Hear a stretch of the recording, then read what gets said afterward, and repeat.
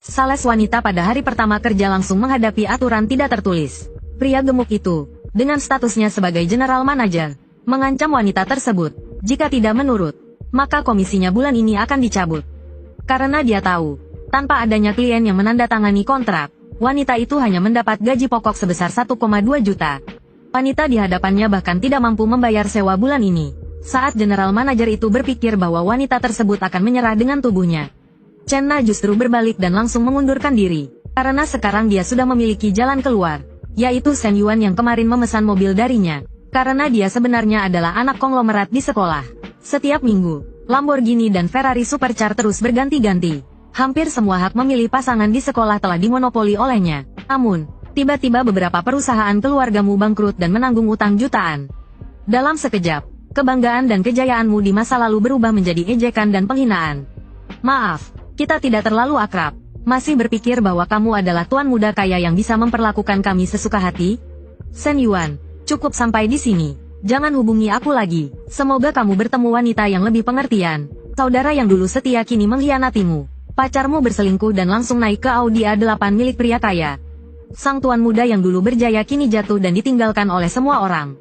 Tiba-tiba, di depanmu muncul sebuah layar bercahaya, menampilkan sistem kehidupan sempurna telah berhasil dimuat. Selama kamu berbelanja untuk wanita di sekitarmu yang memiliki tingkat kesukaan lebih dari 60, kamu akan mendapatkan cashback 3 kali lipat. Saat kamu berpikir bahwa ini hanyalah ilusi sebelum kematian seorang pecundang, seorang dosen pembimbing yang selama ini selalu peduli padamu tiba-tiba berjalan mendekat. Shen Yuan, ini hanya masalah putus cinta, jangan berlebihan. Dalam bahasa anak laki-laki, ini hanya berarti, putus ya putus. Cari yang lebih baik, bukan?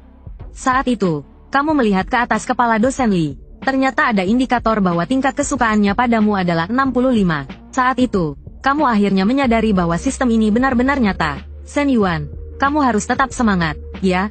Menghadapi kepedulian dosen Li, kamu malu-malu menggaruk kepala dan mengatakan tidak ada apa-apa. Baiklah, kalau ada kesulitan, jangan ragu untuk mencariku.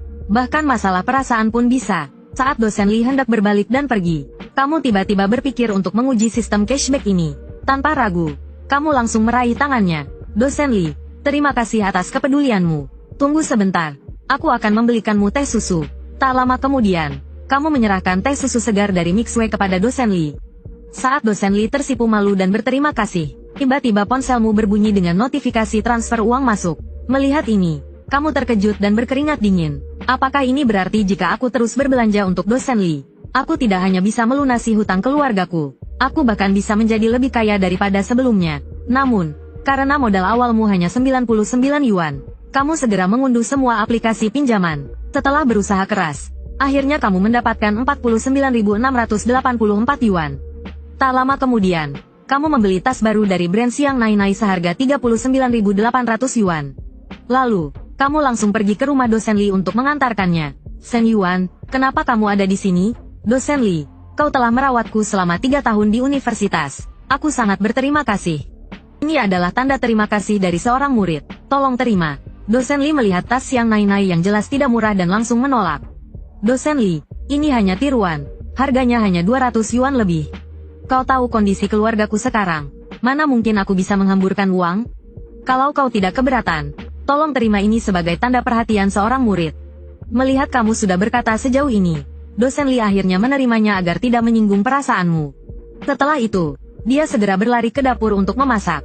Dia bahkan berkata bahwa kamu harus makan bersamanya. Sementara itu, kamu melihat saldo rekening bankmu yang baru saja bertambah 120.000 yuan dengan wajah penuh kegembiraan. Rasanya luar biasa mendapatkan 80.000 yuan dengan begitu mudah. Tak lama kemudian, dosen Li membawa makanan yang baru dimasaknya ke ruang tamu.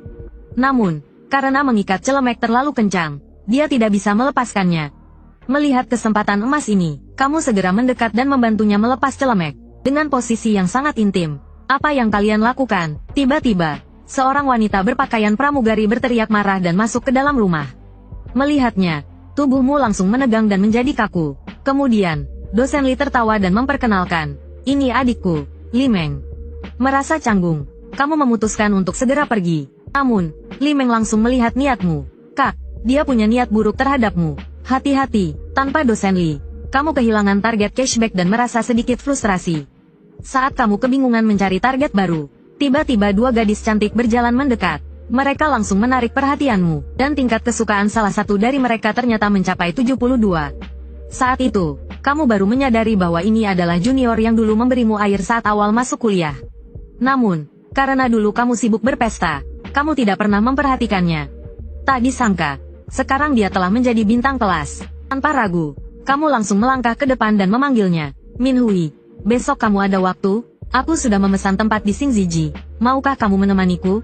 Mendengar undangan mendadak ini, Zhou Minhui terkejut. Setelah makan, kita jalan-jalan juga ya? Kalau bisa, beri aku jawaban besok siang. Setelah kamu pergi, sahabat Zhou Minhui mulai menganalisis situasi dengan semangat. Meskipun Shen Yuan agak sombong, dia tetap ganteng. Lagi pula, Xingziji adalah restoran Jepang kelas atas. Rugi kalau nggak pergi. Malam keesokan harinya, Zhou Minhui akhirnya menerima ajakanmu dan pergi makan malam bersamamu di restoran Jepang. Melihat cara duduk Zhou Minhui yang anggun, pikiranmu mulai kacau. Bagaimanapun juga, sudah 2 bulan kamu tidak bermain kartu. Sulit untuk tetap tenang. Minhui, sebenarnya, saat pelatihan militer dulu, aku selalu mengingat kebaikanmu yang membelikanku minuman. Mendengar ini, tingkat kesukaan Zhou Minhui melonjak tajam. Lalu, dengan penuh perhatian, kamu menghabiskan makan malam bersamanya. Saat membayar, total pengeluaran mencapai 3.000 yuan, dan kamu dengan santai menggesek kartu. Gaya percaya dirimu membuat tingkat kesukaan Zhou Minhui semakin meningkat. Bagaimanapun juga, uang makan malam itu setara dengan biaya hidupnya selama sebulan. Saat ponselmu berbunyi dengan notifikasi transfer 10.000 yuan masuk, tiba-tiba kamu merasa Zhou Minhui semakin menarik. Mungkin inilah pesona memiliki uang. Setelah itu, kamu mengajak Zhou Minhui berjalan-jalan di pusat perbelanjaan. Tanpa diduga, kamu bertemu mantan pacarmu dengan pacar barunya yang kaya. Seorang miskin sepertimu berani datang ke tempat seperti ini? Kau tahu kan, aku menghabiskan banyak uang untuk mendapatkan kuanting. Nona, meskipun aku tidak mengenalmu, aku hanya ingin memberitahumu agar tidak tertipu oleh si pecundang ini. Melihat pasangan sombong ini, matamu mulai bersinar dengan kemarahan. Tiba-tiba, sistem berbunyi dan membuka misi baru. Berbelanja untuk wanita dan tingkatkan emosi negatif orang lain. Membaca ini, kamu langsung menarik Zhou Minhui masuk ke dalam pusat perbelanjaan. Di dalam toko merek terkenal, kamu memilih barang senilai 100.000 yuan. Dan langsung mengeluarkan kartu bank untuk membayarnya. Melihat ini, Kuwanting menjadi sangat marah dan kehilangan kendali seperti wanita gila. Shen Yuan, bukankah kamu sudah bangkrut? Kenapa masih punya banyak uang? Tak ingin kehilangan muka. Kuwanting tanpa berpikir panjang langsung memilih tas seharga 100.000 yuan dan menyuruh pacarnya membayarnya. Namun, saat akan membayar, pria kaya itu tiba-tiba berpura-pura menerima telepon bisnis dan kabur. Melihat mereka melarikan diri dengan malu, tingkat kesukaan mereka turun drastis dan misimu pun selesai. Kamu tersenyum dan menyerahkan beberapa tas belanjaan kepada Zhou Minhui. Anggap saja ini sebagai permintaan maaf karena kamu telah dipermalukan oleh 2 orang kotor itu karena aku. Melihat ini, Zhou Minhui masih ingin menolak hadiah darimu. Namun, kamu langsung meraih tangannya. Tidak apa-apa, ini baru permulaan. Kita masih punya banyak waktu ke depan. Kalau kamu menolak lagi, aku akan sedih loh. Tak lama kemudian, sistem memberimu notifikasi bahwa misi terbatas telah selesai. Hadiah, cashback 6 kali lipat sebesar 780.000 yuan. Keesokan harinya, kamu mengingat kembali masa-masa menyenangkan naik mobil sport sambil menikmati kaki putih mulus. Tanpa ragu, kamu langsung mengirim pesan kepada Zhou Minhui dan mengajaknya melihat mobil. Di sisi lain, sahabat Zhou Minhui mengetahui betapa cepatnya hubungan kalian berkembang. Sambil ikut bahagia untuknya, dia mencubit dadanya sendiri. Sepertinya Hui Minku bakal jadi milik bocah itu. Tak lama kemudian, kamu dan Zhou Minhui tiba di dealer mobil 4S. Namun, yang mengejutkan, sales yang menyambut kalian adalah seorang wanita cantik dengan kaki jenjang berbalut stoking hitam.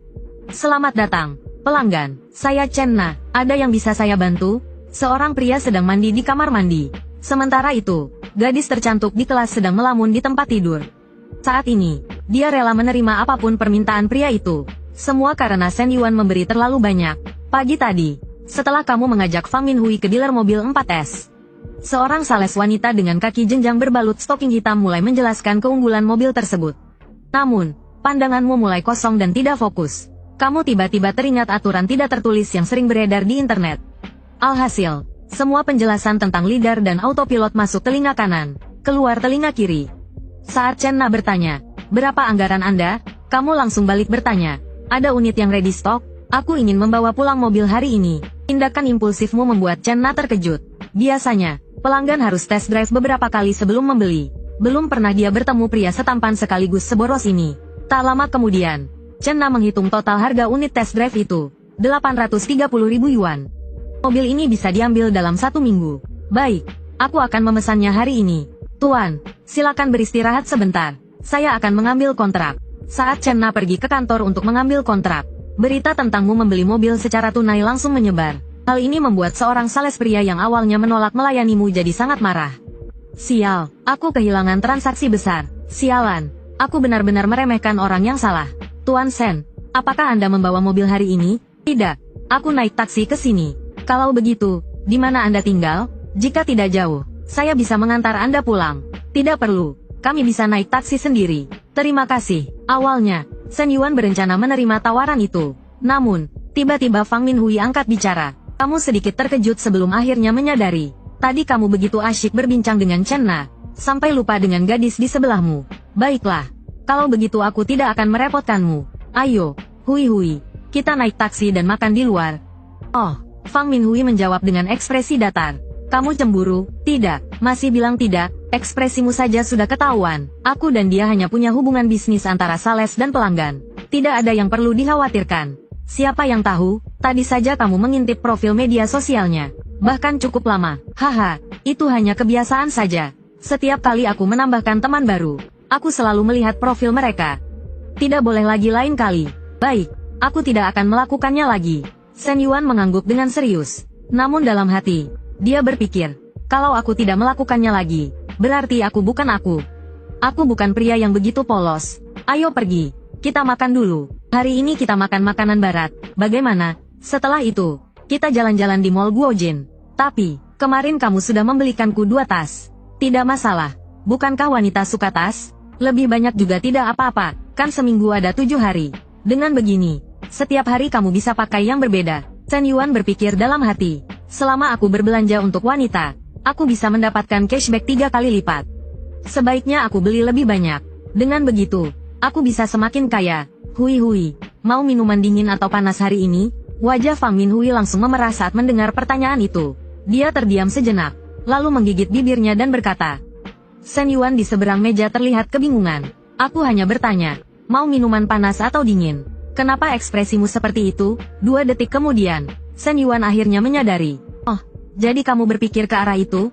Sejujurnya, melihat tubuh lentur Fang Minhui yang pernah belajar menari, ditambah lagi ekspresinya yang malu-malu, membuat Shen Yuan sedikit goyah. Bagaimanapun juga, terakhir kali dia bersama Ku Wanting sudah lama sekali.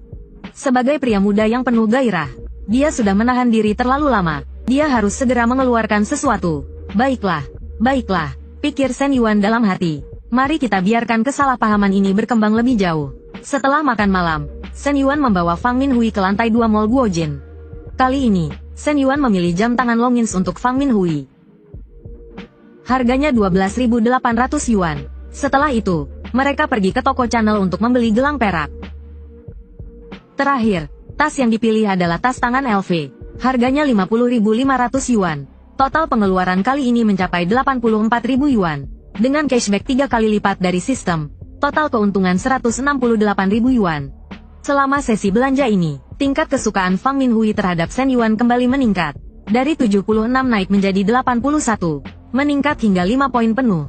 Melihat angka kesukaan Fang Minhui berubah, mata Shen Yuan bersinar kegirangan. Seolah-olah gadis di depannya bukan sekadar bintang kelas, melainkan pohon uang yang terus berbuah tanpa henti. Karena setiap kali tingkat kesukaan naik 3 poin, sistem akan memberikan cashback tambahan. Dan benar saja, ponsel Shen Yuan kembali berbunyi dengan notifikasi transfer masuk. Bank Konstruksi, kartu dengan nomor akhir 0098 menerima transfer. Pada tanggal 12 Mei pukul 11.39 sebesar 252.000 yuan. Saldo saat ini, 2.254.256 yuan.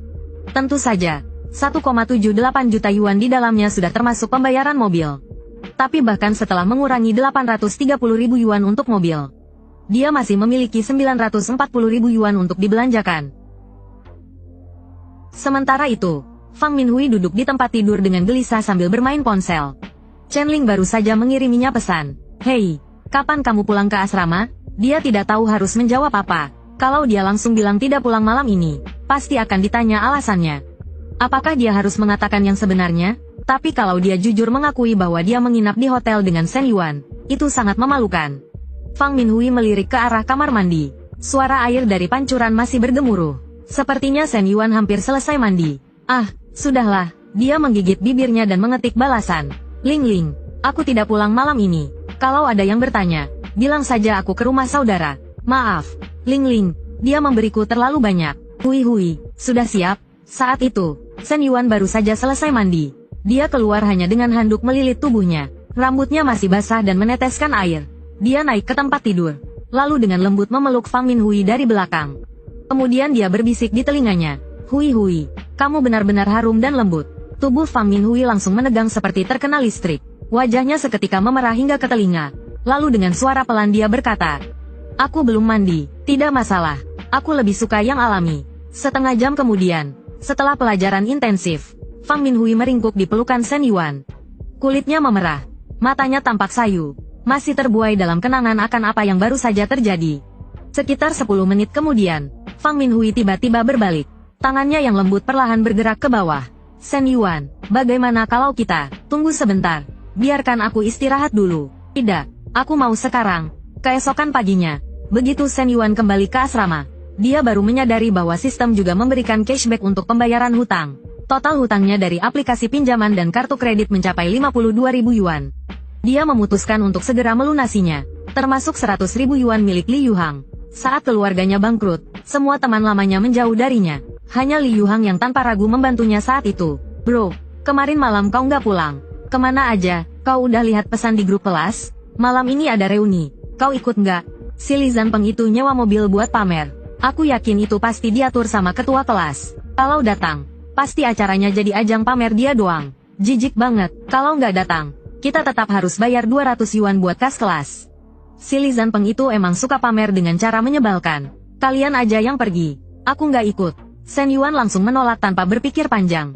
Namun tiba-tiba, sistem berbunyi. Kesempurnaan hidup tidak hanya bergantung pada daya tarik bagi lawan jenis. Lebih penting lagi, harus ada fondasi karir yang kuat. Misi terbatas dibuka.